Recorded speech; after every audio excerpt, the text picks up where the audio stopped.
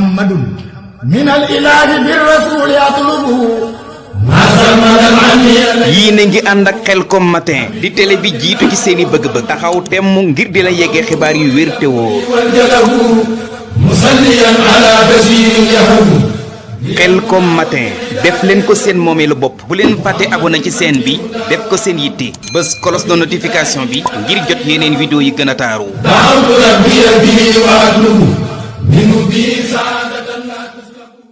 gaay nan sant Seex Saaliwu moom mi tax tey nu am xéewalo mooy danay Sayxuna Alxaadimu góor gi jaar kokki jaar jéewalo mooy danay Sayxuna Alxaadimu góor gi jaar kokki jaar jéewalo moonu te xëy di ay yéefaroo moonu te jooy bana way waloo moonu te xëy di ay yéefaroo moonu te jooy bana way waloo masta moy lii di yoon waw xadim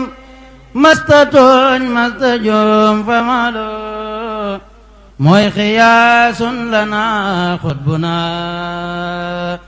mooy mbégum gaay nan jébbuloo sant nan sëñ bu mel ni nga mel yombuloo sant nan sëñ bu mel ni nga mel yombuloo waa tariixa yi tey bég nañu nguur gi it fal nga leen semmaloo wan nga leen tey ni Seex Bamba mi diine rek moo ko ñor jénguloo noppi geeg maandu geeg sàmmu gi noppi gi teewula yeewuloo noppi geeg maandu geeg sàmmu gi noppi gi teewula yeewuloo tarbiya jàngaleeg yar ci diine yaa ko dee gaay lan ya ñaaloo tarbiya jàngaleeg yar ci diine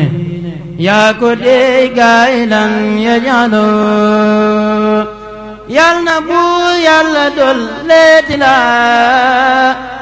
guddu fan mucc wér xéewaloo